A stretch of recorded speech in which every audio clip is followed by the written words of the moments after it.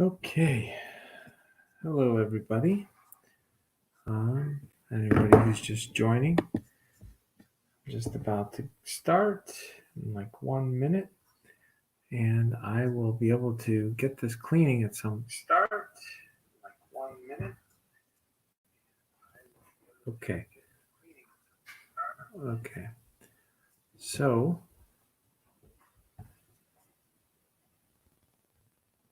I'm getting all this. This is all going to start getting scheduled, so that then it'll start exactly at 8:30 each evening, and then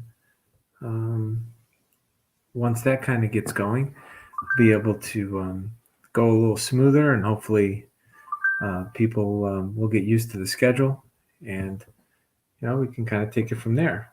So thank you for your patience and me figuring out how to work with other people to get all this stuff done. And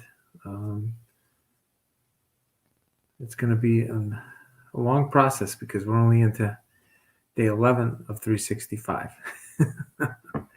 So with that, day 11 of 365, I'm just going to pull up what the readings were again and kind of go through. So the first one was Genesis 24, and this has to do with, what we talked about. It's a carryover from the previous day with regards to Abraham's servant going to seek someone for Isaac, in terms of finding Isaac, Abraham's son Isaac, a wife. He found in Rebecca, and she ended up, I guess, marrying Isaac. And then the story goes that he held her out to be his sister. And when he was going to this town, last second here, because he didn't want them to kill him and, basically take Rebecca as their bride. And, this is an interesting story because, he didn't have any confidence in, I guess he didn't have the confidence or faith in the people that he was going to be living with, in terms of into their area, into their town, which begs the question, what made him want to live there if he didn't trust them that they might possibly kill him and take his wife? It's once again, I think it can relate to peoples from around the world, especially what happens when people flee war-torn countries, that when they go into a new area, even though that area might welcome them, there's still a potential of concern and fear that they might wish to do them harm.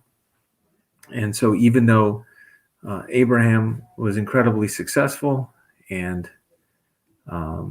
was an obedient servant of God and was promised all of these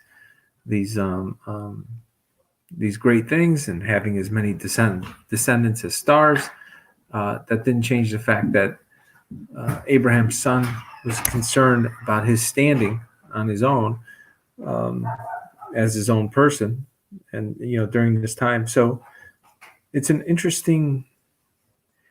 definitely an interesting correlation to how human beings are, that whether it be father and son, mother and daughter, or mother and son and father and daughter, that there's this overhang that exists from the parents, and sometimes the child doesn't know how to make their way in the world because of that overhang. Or the child is someone who is larger than life, and it's interesting that fear was still in Isaac after growing up, and growing up with the father is, I guess, as successful as Abraham was, relatively speaking, for the time and everything. And so I'm not sure what everybody else's takeaway from it. People obviously lived a lot different back, much longer period of time. I mean, Abraham died when he was 175 years old. And then, the story kind of goes into what happens with the son, and then Ishmael, his descendants. I'm not exactly sure uh, what the correlation is with Ishmael being brought up with Isaac, and Esau sells his birthright. Um, you know, I don't really know how to make sense of that. So on some of these stories, I think I definitely would find it helpful to talk about them with other people. And I know in the group that I set up, nobody's really commenting. So I don't know if there's a feature or we have to do this a little differently, but or maybe I have to kind of maybe send some messages to people to get their take on it. But on some of these stories, I'm not seeing the connection. So, and frankly, I just don't remember them. All I do know is Isaac moved into an area. He wasn't wanted there. He was worried about how he'd be treated. And then he was super successful. The people there didn't like how successful he was. They started to undermine him, and they wanted him to leave.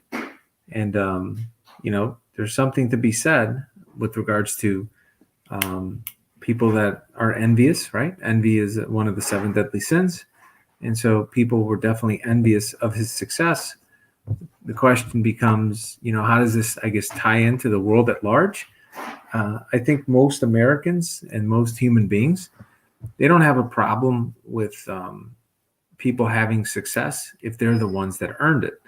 And that's kind of, the American way that I remember growing up, that, if you put in the hard work, you put in the discipline, you earned it, you deserve your success. If you have parents that worked really hard and they earned it, and then they pass it on to you to take it to the next level, most Americans don't have a problem with that either. And then the question becomes, when somebody accrues too much success, whether it be in one family, and then abuses that power, I think that's when the resentment kicks in.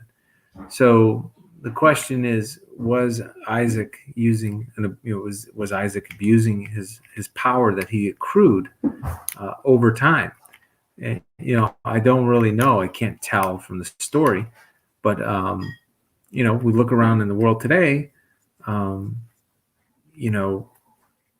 I can tell you that I remember in the 90s reading that, the top 1% of the country controlled 60% of the wealth, right? That was the big number. 1% controlled 60%. Well, now less than 1/10 of 1% controls over 50% by themselves. So, the wealth disparity has exploded. And a lot of that has to stem from the fact that the boards never reset anymore, right? They did away with the estate taxes. And so this wealth continues to accrue. So then you wonder, what does that look like if you keep playing it out? If you have one family for every 999, and the 999 will never ever catch up, and it's just the one goes from 50% to 60% to 70% of all the wealth. When do people say enough is enough? And we're at that point. I think that we crossed that proverbial tipping point at 50.01%. So it ties into this story, possibly. I don't know what the sentiment was, and that would probably be something good to ask somebody who's more familiar with these stories and who's studied them a little more than I have. But I'm just telling you that that's the connection that I see. Isaac's insecurities led him to lie. That lying led to other insecurities from the other side, that maybe it was okay for them to want to run him out of town on a rail, and kind of fill up his wells with dirt that were dug by his father. So this idea of undermining him for that mistrust that he sowed. So it's kind of like you get what you reap what you sow. He was mistrustful of them, and those stories probably stayed in their society, and then they mistrust him as time went on. So it's a pretty vicious cycle, and a lot of what Christianity tries to teach is how to have a cycle of positive reinforcement of trust. By you trust people because people are they learn how to do the right thing from these stories, and isn't acceptable behavior over time, and hopefully by doing that, when they live a righteous life, they good things will happen. The way I would equate this story is, with regards to spirituality, is comparing it to our bodies, right? If you know that you get enough sleep, would you feel that that's a righteous thing to do for your body? And the answer should be yes. If you get enough sleep, it's a good thing that your body is getting enough sleep. You'll be rewarded for it. If you drink enough, did you have to wear a mask? No, I don't wear masks. I refuse to wear masks. If you eat well and you eat healthy, same thing. Your body will reward you. Same with if you drink enough water and so forth. And you know what you should do. I mean, we all kind of know what we should do over time. We know we should eat healthy. We should eat our vegetables. We should get enough sleep. We should drink enough water. We should go for walks. And all those activities lead to an outcome in our body that we should be happy about. This is one of the reasons why I'm fasting, is because some of my outcomes are the result of me not doing righteous things. I was following vice, eating a little too much pizza. I love pizza. Drinking a little bit too much beer occasionally, things like that, where you pay the price, and your body picks up the weight, and then you got to figure out how to cut it back down. And listening to the story from the standpoint of spirituality, if your body is out of kilter by not doing righteous things, the same concept applies sometimes to your spirit. If you don't take the time to clear your mind, you don't take the time to pray, you don't take the time to be grateful, you don't take the time to observe your actions in the context of how other people are reacting to your reactions, that hurts your spirit, and it hurts your spirit in the here and now, but also longer term. So we all know what we should do, and that's the big test, right? You know what you're supposed to do all the time. We all do. But sometimes just not doing stuff just comes down to another deadly sin. Sometimes it's sloth. Sometimes we feel a little lazy. We don't want to do it. And so the question is, does our physical fitness, or our lack of physical fitness as a nation, I recently read that only 1 in 20 Americans is considered has a healthy cardiovascular system. And that's amazing, right? That's pretty damning that only 1 out of 20 of us have a healthy heart relative to what it should be. And, and obviously we have a problem because of all these COVID pounds. I'm speaking from experience here.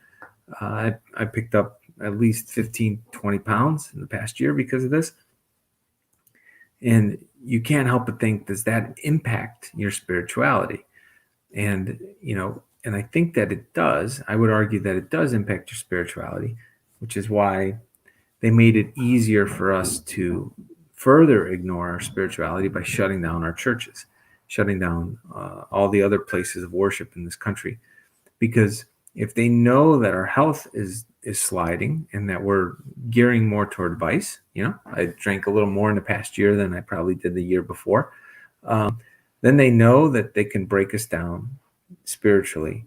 And if that's the real key for them to win the game, is to knock us down spiritually. And the way they do that is they got to keep grinding on us physically. Now, I thought of an interesting correlation about this part of the story. So the other part with regards to, how they treated Isaac in this town. And that is, if you look at corporate America in this country, a lot of the principles that lead to the most successful cultures in corporate America actually follow a lot of the core principles that are taught as virtues in the Bible.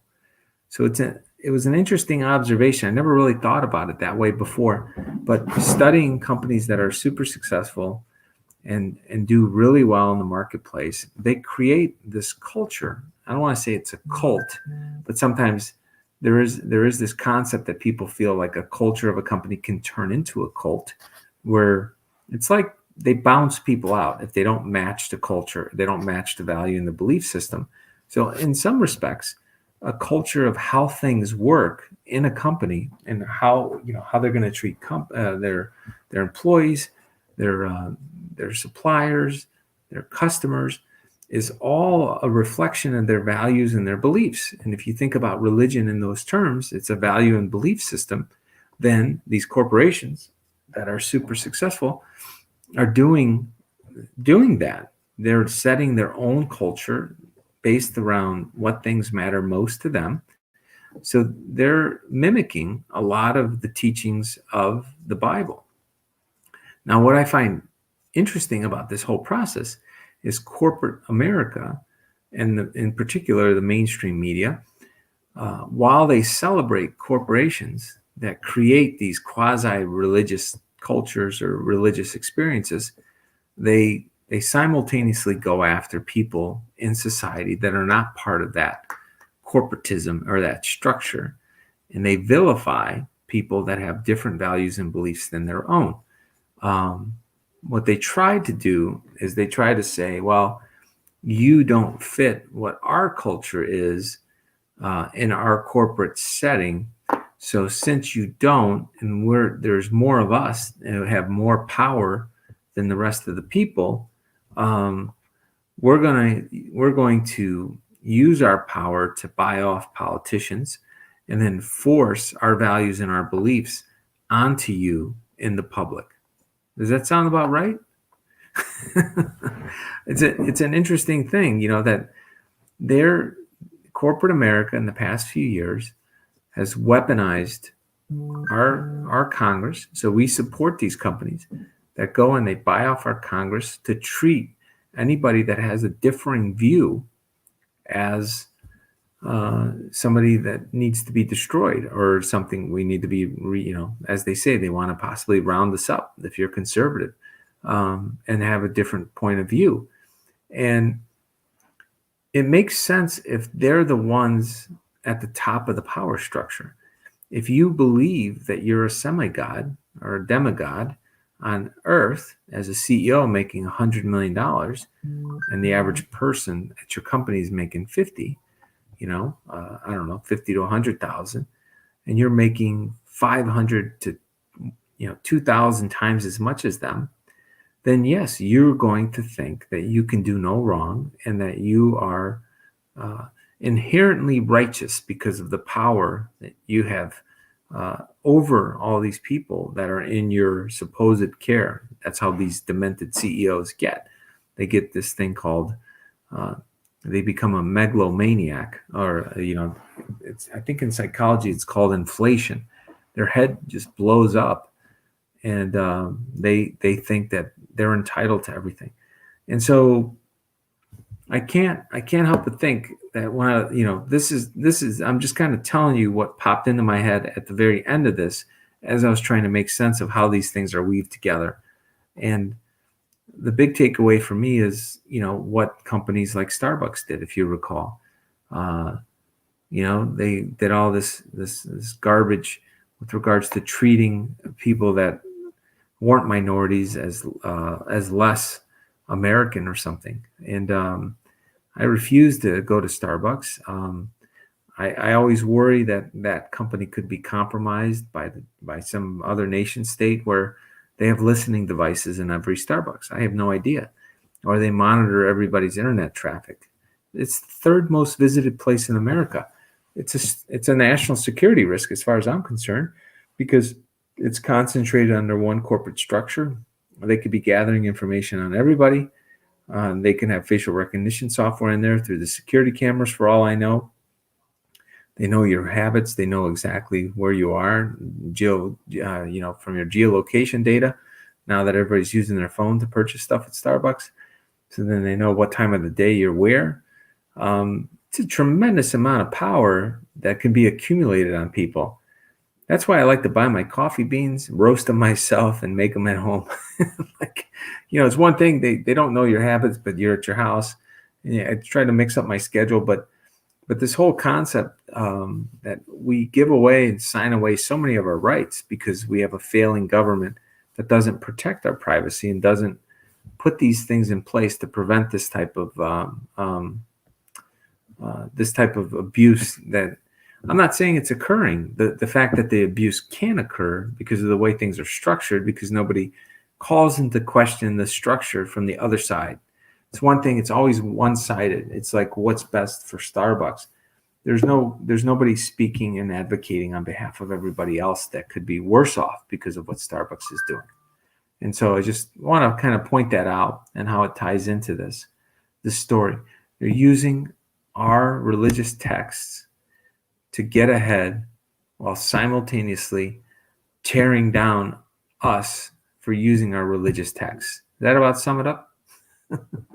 I mean, that's what these people are. They're pretty sick, to say the least. When Jesus saw the crowd around him, he instructed his disciples to cross to the other side of the lake. Then one of the teachers of religious law said to him, "Teacher, I will follow you wherever you go." Jesus replied, "Foxes have dens to live in, birds have nests, and the Son of Man has nowhere to lay his head."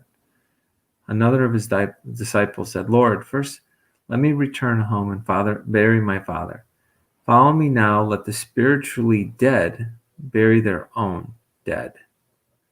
So it's interesting. Let the spiritually dead bury their own dead. It's an interesting line.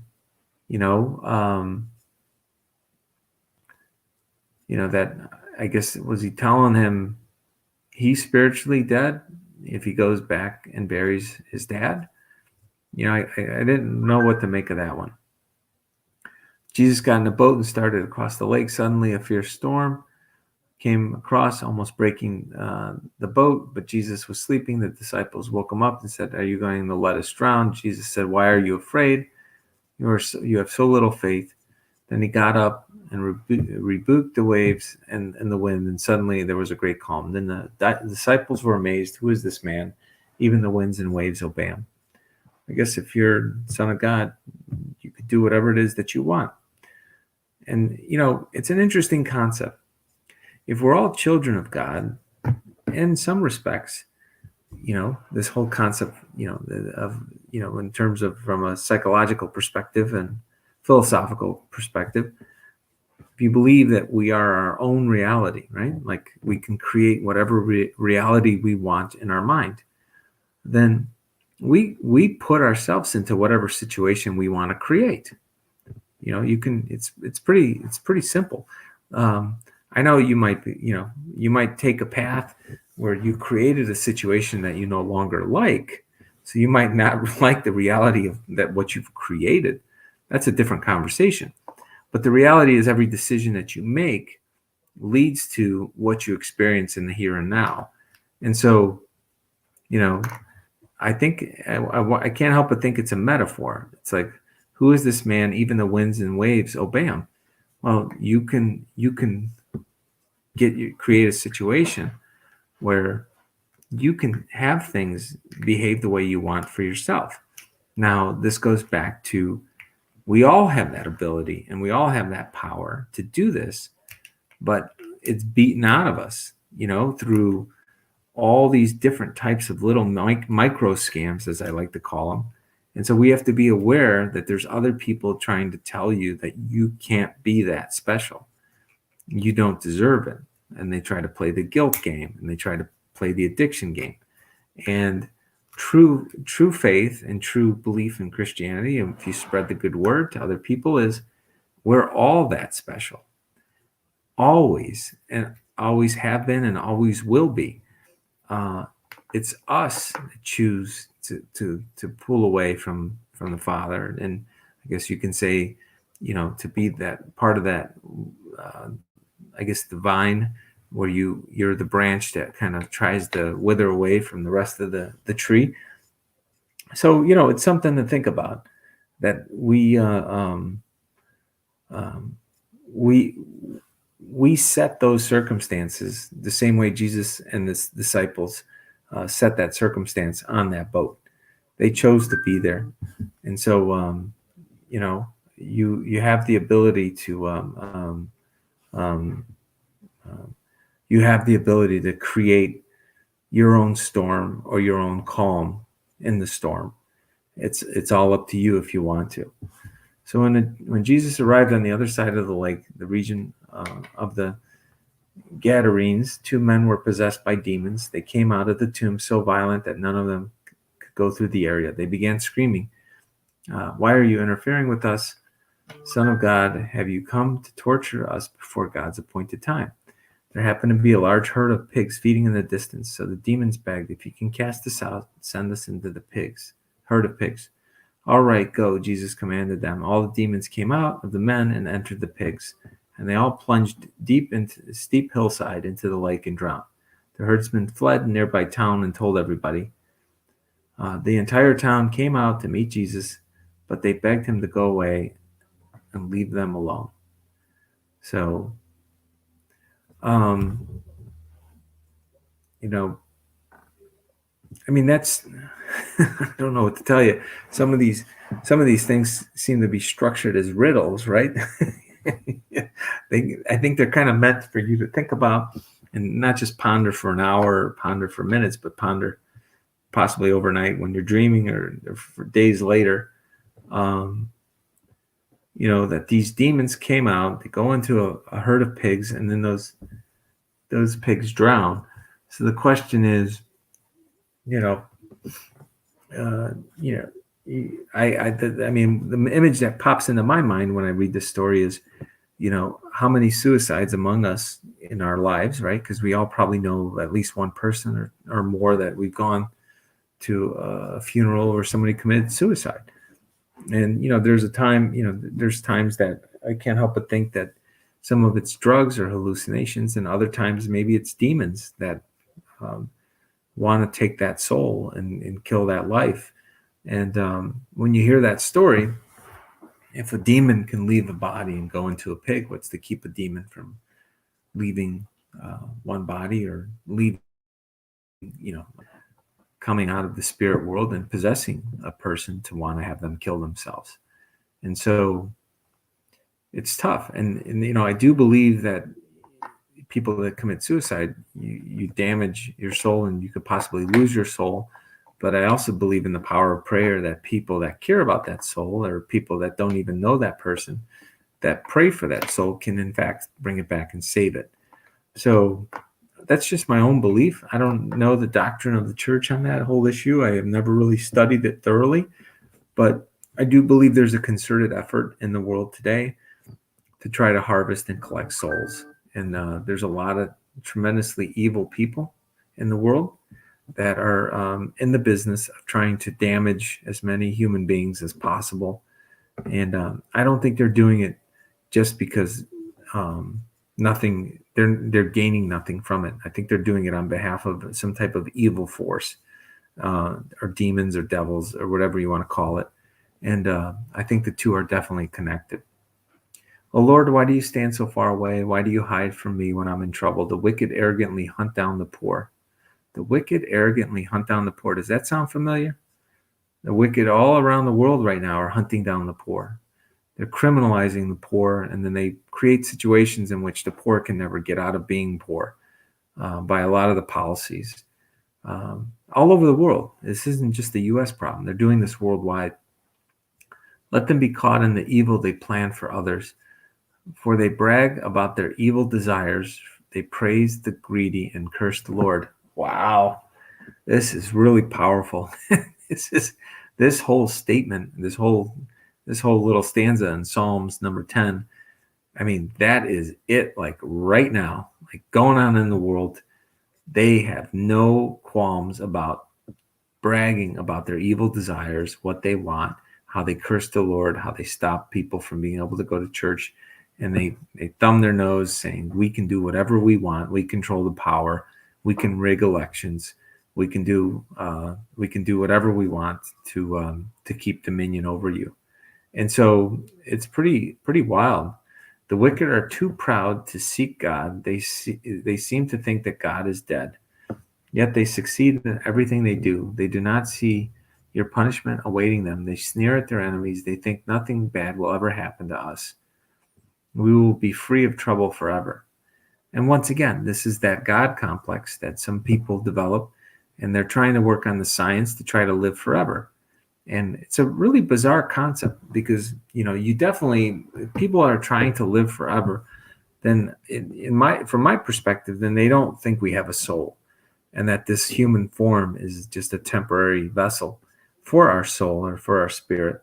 And so that would be pretty sad to want to be trapped in a body or keep regrowing a body instead of trusting in God and where your soul is going to go next.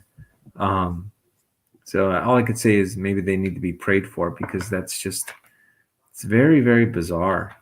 It's almost like wanting to stay a child perpetually, that you never get past the age of 5, and you never get to see what the rest of life is like because you want to be stuck at 5. And I think that someone who wants to live forever in their physical form and never wants to die, I would equate that to stunting their spirit in a similar way to wanting to be stuck at the age of 5 or 10, whatever, name an age. But that's my take on it. Their mouths are full of cursing, lies, and threats. Trouble and evil are on the tips of their tongues. They lurk in ambush in the village, waiting to murder innocent people. They're always searching for helpless victims. Like lions crouching and hiding, they wait to pounce on the helpless. Like hunters, they capture the helpless and drag them away in nets. Their helpless victims are crushed. They fall beneath the strength of the wicked. The wicked think God isn't watching us. He has closed his eyes and won't even see what we do. And, and so they say, and so they think, but in the end, God sees it all. And I think that, justice is always, justice will always arrive. The question is, it doesn't arrive on our time, it arrives on God's time. And that's the thing that can be frustrating and sometimes lead people to lose a little bit of faith, is that they feel as though, it should be happening at a faster pace on their time. And I think we're all kind of feeling a little bit of that at times when we see all this stuff that's been exposed, but we haven't seen the arrests that we think should be there. We haven't seen the convictions. We haven't seen the tribunals, maybe. So I do agree that at some point they will come. The question is when, and I don't believe all is lost. I do think that regardless of how long this takes, there's enough people that have awakened now. I think there's over 100 million people that have awakened to this, at least in the United States. And since we're leaders of the free world as a nation, we have to get this right, because all of humanity depends on us to get it right. So arise, O Lord, punish the wicked, O God. Do not ignore the helpless. Why do the wicked get away with despising God? They think God will never call us to account. But you see the trouble and grief they cause. You take note of it and punish them. The helpless put their trust in you. You defend the orphans. Break the arms of these wicked, evil people. Go after them until every last one is destroyed. See, I mean, that to me is kind of like, I keep going back to Job. I'm looking forward to Job. I do like the fact that God does even the score for all the abuses that were had by individuals who falsely believed there were God. They were violating the 10 Commandments and thinking, that they were in fact the ones that were to be worshipped as a false idol. So on that note, I'm on the last part here in Proverbs. I just want you to know that I am creating. I did create a political party. It's called the United Spirits of America, And the idea behind it, like USA for short, is the United Spirits of America will put the 10 Commandments first. So I had a dream about it last weekend, and I made a decision that I don't know what the outcome's going to be. It's all in God's hands. I'm just going to do my part. I'm just going to help organize. I'll write about the office that I might run for, different policies, and I'm just going to see what happens. And now I know I've gotten some pretty harsh comments. Bobby, you're going to split the vote. You're going to break up the conservatives, and we're never going to win. Democrats are always going to win if you do such a thing. Well, first of all, I'm just one person, right? I'm just, let's not get crazy here. I'm just one person. And so if you're fearful that one person setting up something that you might, you have a hard time disagreeing with, is going to change things, then maybe you should question why you're supporting the other stuff to begin with. From my perspective, we've given them so many chances, the GOP, to do the right thing so many times, and they've disappointed over and over again, and it's disgusting. And so I'm at the point where, you know what? I'd rather roll the dice, create a new political party that puts God first, and I think American greatness will follow. It'll be restored if we truly start to live God first. And so people have asked, how do I get involved? What should I do? And one of the things that I said was, look, you want to get involved, pray, set up Bible studies with your family and friends, create different types of things, to set up groups online, offline, and just think about what you need to do to help lead by example in your communities, and let's restore faith in each other again, because I think there's a tremendous amount of distrust, and I think that if we unite and restore that faith and trust in each other and talk through our differences instead of condemning each other when we do have differences, I think that that's how we're going to win this battle. But if we keep fighting each other and undermining each other, it's not going to end well. I mean, do you want to see a bunch of bloodshed if you have small children or grandchildren? Of course not. Well, if you don't want to see that happen, now's the time to do something about it. You don't want to wait until we're at that at that final stage, and then you're like, I wish I woulda, coulda. It's too late.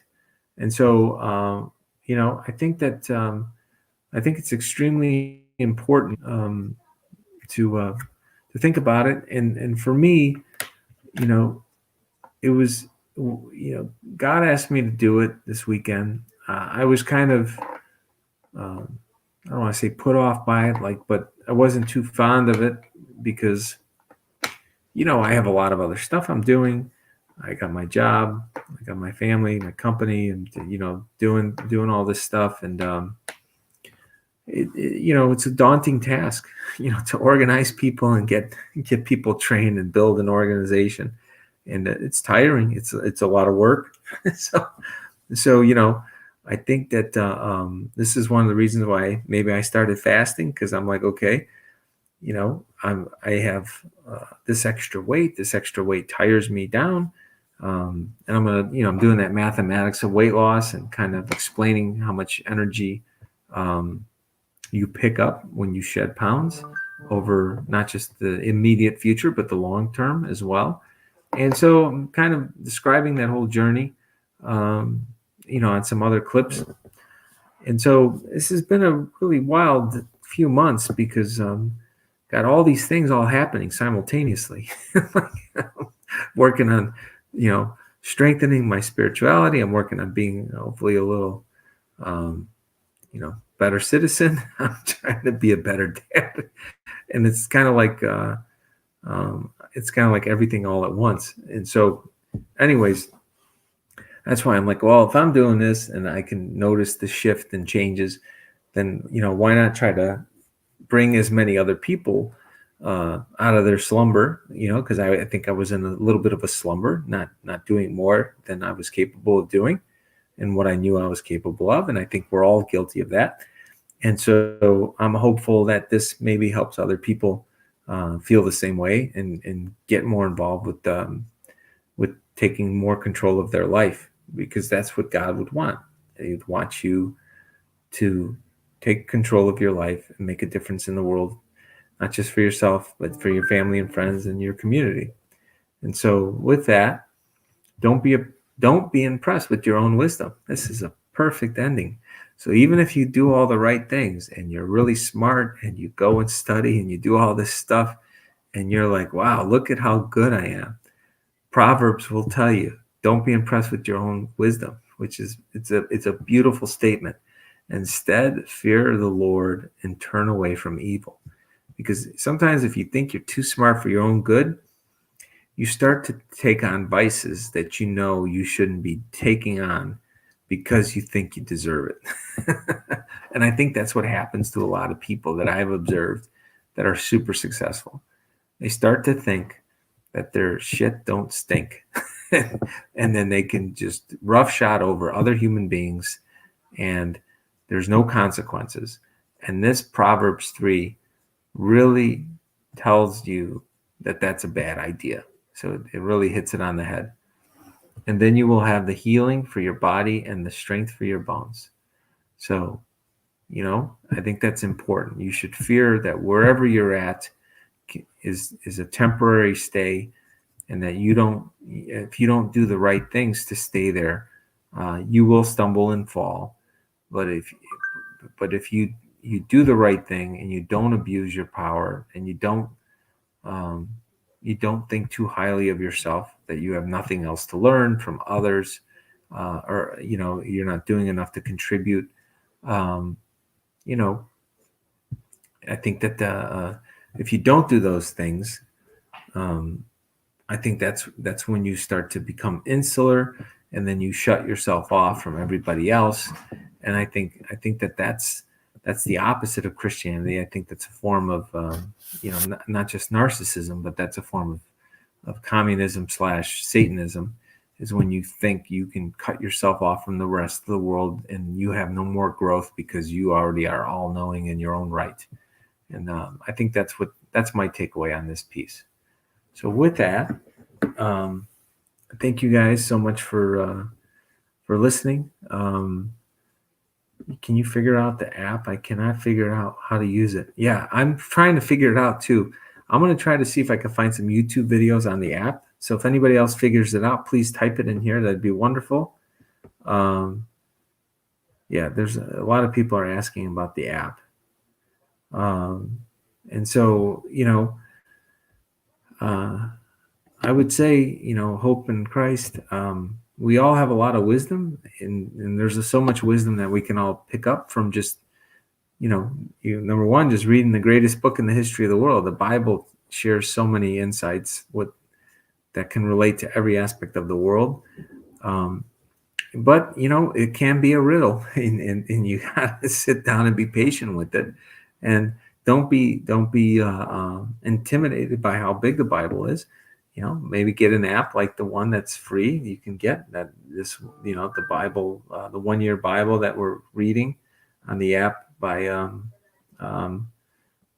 what is it here? What's the name of this thing? I'm drawing a blank. Why isn't the name showing up? I know the app has a name. Just want to tell you what the app is again.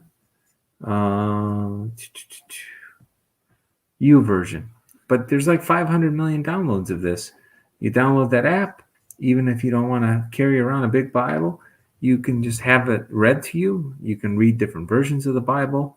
It's wonderful, because then it's a way to replenish your soul and fill it up, and ponder and think about ways in which you can grow your wisdom.